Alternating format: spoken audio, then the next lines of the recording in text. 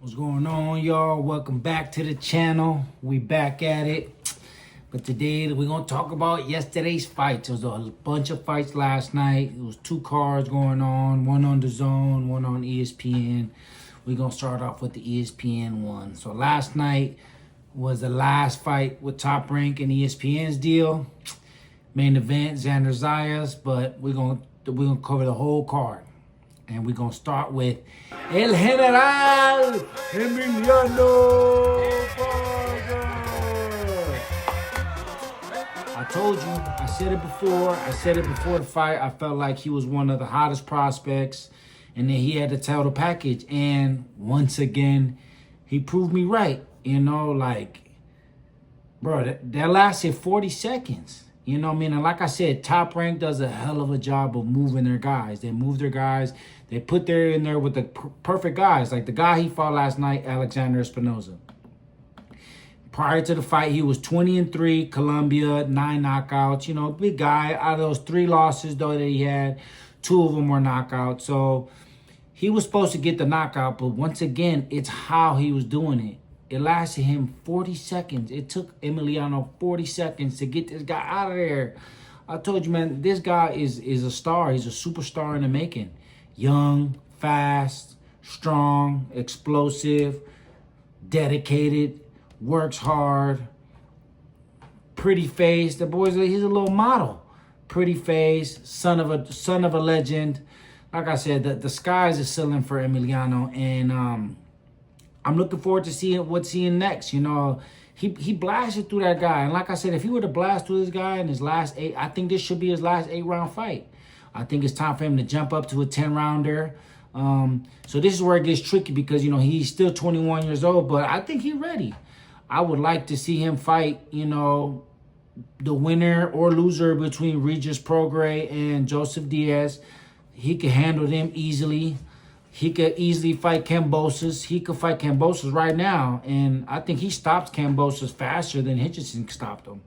But it's a good fight. He's in a great position with a great team. I'm looking forward to Emiliano's future. Like I said, El General is making statements left and right. He's currently now 15-0, 13 knockouts. He was already semi-ranked, but now they're going to have to rank him. And the moment he started fighting them 10-round fights, they're really going to rank him because he got the goods, and he should not be blasting through these guys this fast. I don't even think he's gone the full distance. The most rounds he's had is 6. Everybody else getting knocked out. 2 rounds, 3 rounds, 1 round, 5 rounds, 2 rounds, 2 rounds, 1 round. Like, come on, man. That boy ready, man. Give him his time. Also on the card was Bruce Shushu Carrington. You know, he had a tough fight in front of him. He fought the guy from Africa. He was a 14-0. And it was a tricky fight. You know, did he look amazing? Was it best performance of his career? No. But, you know, once you're stepping up to this level and you get in, this was an interim world title fight. Once you get in it where you're just knocking them down, there's only a couple top guys left, it's hard to have those explosive, performances. You know, the guy was tough. He was strong.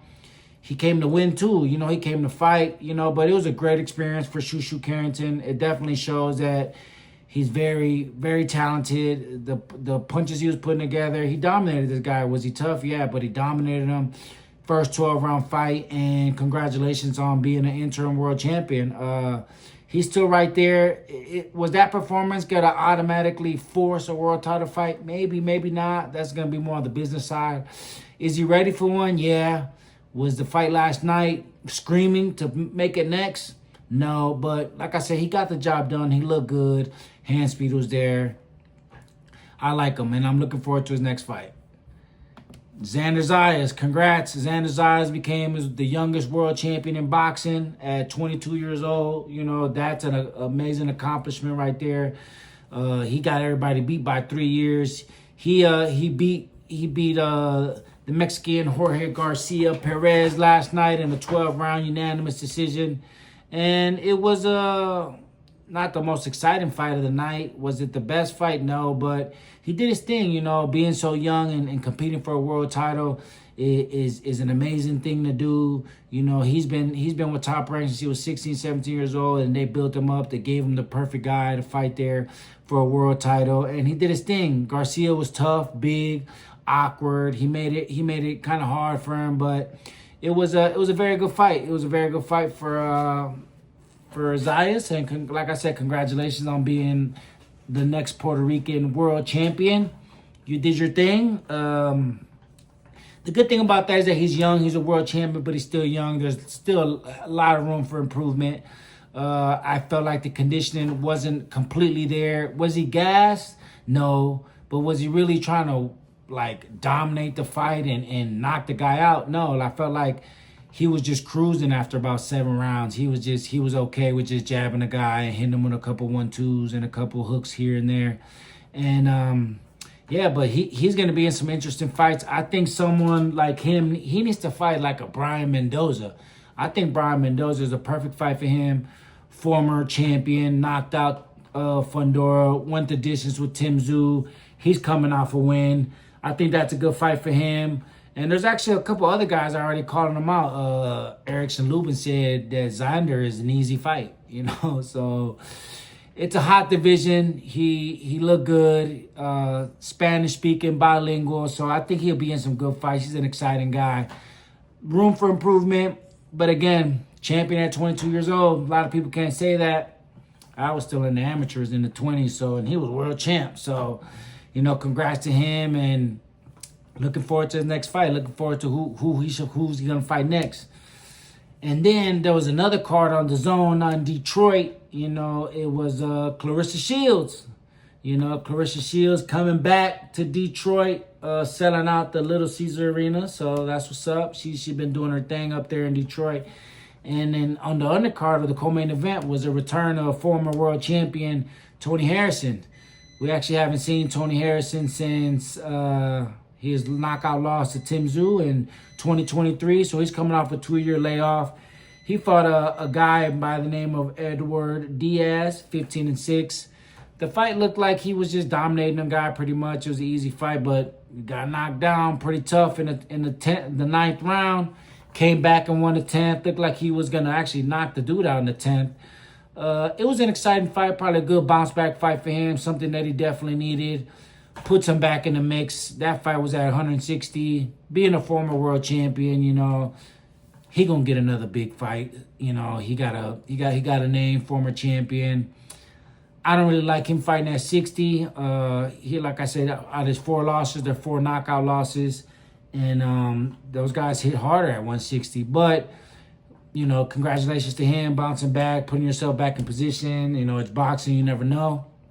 And hopefully himself, he gets a more bigger, meaningful fight, But I'm sure it was dope fighting in his hometown back in Detroit in front of a sold-out crowd. It was star-studded. It was some stars. Like, Clarissa starting to, do her thing. And main event, Clarissa Shields defended her undisputed heavyweight championship last night.